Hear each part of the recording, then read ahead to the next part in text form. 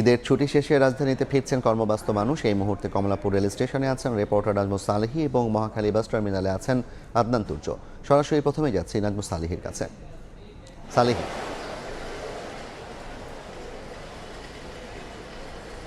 দুপুরের পর থেকে ঢাকায় ফেরা মানুষের ভিড় বেড়েছে কমলাপুর রেলওয়ে স্টেশনে। আমরা যে কয়টা ট্রেনই আসলে আসতে দেখেছি, বিশেষ করে দুপুরের পর থেকে প্রতিটি ট্রেনেই উপচে পড়া যাত্রী ভিড় ছিল, বিশেষ করে উত্তরবঙ্গের ট্রেনগুলোতে। একটু আগেই এখানে এসে ভিড়েছে, এর আগে সকালে বনলতা এক্সপ্রেস অথবা সিল্ক সিটি এক্সপ্রেস, তার সবকটিতে আমরা দেখেছি কানায় কানায় যাত্রী ঠাসা। যাত্রীরা আসছেন এবং তারা বলছেন যে জীবিকার তাগিদে আসলে তাদেরকে আবার ফিরতে হচ্ছে। সেই ফেরাটা বিশেষ করে উত্তরবঙ্গের যাত্রীদের একেবারেই অস্বস্তিকর, কেননা প্রতিটি ট্রেন যেভাবে ঈদ যাত্রা করেছে ঠিক সেভাবে আবার কানায় কানায় পূর্ণ হয়ে ঢাকায় ফিরে আসছে। প্রতিটি ট্রেনেই উপচে পড়া ভিড় ছিল এবং উত্তরবঙ্গের প্রতিটি ট্রেন শিডিউল যাওয়ার পথে ঠিক থাকলেও ফেরার পথের শিডিউল কিন্তু বলা চলে বেশ খানিকটা বিপর্যস্ত হয়েছে, কারণ প্রতিটি ট্রেনই আমরা দেখেছি 3 ঘন্টা 4 ঘন্টা করে বিলম্ব হয়েছে।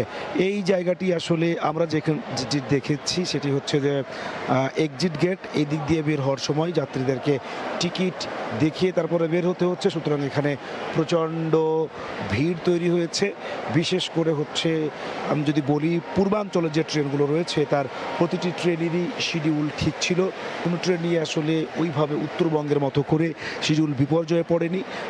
পূর্বাঞ্চলের ট্রেনগুলো যথাসময়ে কমলাপুর রেলওয়ে স্টেশনে পৌঁছেছে এবং ঈদ যাত্রার মতোই বেশ খানিকটা ফাঁকাই যাত্রীরা আসছেন বেশ স্বস্তি নিয়ে।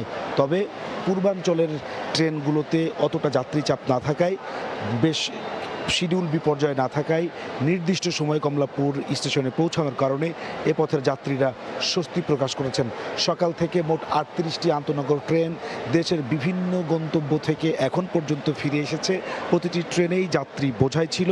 তবে বড় ধরনের শিডিউল বিপর্যয় না থাকায় উত্তরবঙ্গ এবং পূর্বাঞ্চল দুই অঞ্চলের মানুষ অন্তত নিরাপদে ঢাকায় ফিরতে পেরে স্বস্তি প্রকাশ করছেন।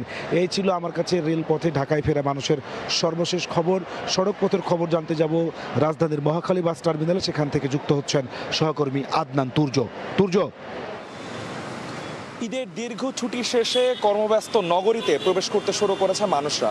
তবে বেলা বাড়ার সঙ্গে সঙ্গে এই স্বস্তির ঈদ যাত্রা কিন্তু ধীরে ধীরে ভোগান্তিতে রূপ নিচ্ছে। দর্শক, এই মুহূর্তে আমি দাঁড়িয়ে আছি মহাখালী বাস টার্মিনালের সামনে।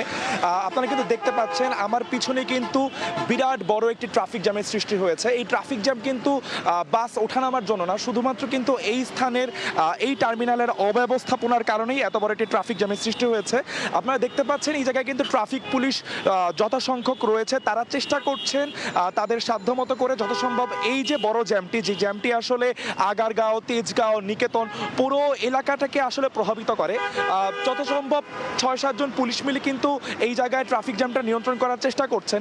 তাও কিন্তু সব মিলার সম্ভব হচ্ছে না। আপনারা যদি একটু দেখাতে পারি যে আমার বাম পাশ থেকেই কিন্তু হচ্ছে খালি যে বাসগুলো রয়েছে সেই বাসগুলো কিন্তু একের পর এক এই রোড থেকে বের হওয়ার চেষ্টা করে এবং সেই কারণেই কিন্তু হচ্ছে কোনো বিনা কারণেই কিন্তু ডান পাশের যেই তেজগাঁওর দিকে যাওয়ার যে রোডটি, সেই রোডটি পুরোপুরি ব্লক হয়ে থাকে। যেই ঈদ ফেরত যে যাত্রীরা রয়েছেন তারাও কিন্তু বাস থেকে নামার সাথে সাথেই এক ধরনের ব্যস্ততার মধ্যে থাকেন। ঢাকার ভিতরে প্রবেশ করার জন্য সিএনজি, অটোরিকশা, বাইক বিভিন্ন মাধ্যমে তারা কিন্তু ঢাকার ভিতরে তাদের কর্মস্থল, তাদের বাসস্থলে প্রবেশ করার চেষ্টা করেন। সেই দিক থেকেও কিন্তু বেশ একটি অব্যবস্থাপনা আমরা টের পেয়েছি। নিয়মিত কিন্তু রাস্তার পাশে বাইক রেখে, সিএনজি রেখে কিন্তু রিক্সা দিয়ে যাতায়াত করার কারণেই কিন্তু এই বিরাট ট্রাফিক জ্যামের সৃষ্টি হয়েছে। আপাতত বেলা বাড়ার সাথে সাথে আরও ট্রাফিক জ্যাম বেশি বাড়তে পারে বলে শঙ্কা প্রকাশ করেছেন সংশ্লিষ্টরা। এই ছিল মহাখালী বাস টার্মিনাল থেকে আমার কাছে ঈদ যাত্রা নিয়ে সর্বশেষ তথ্য।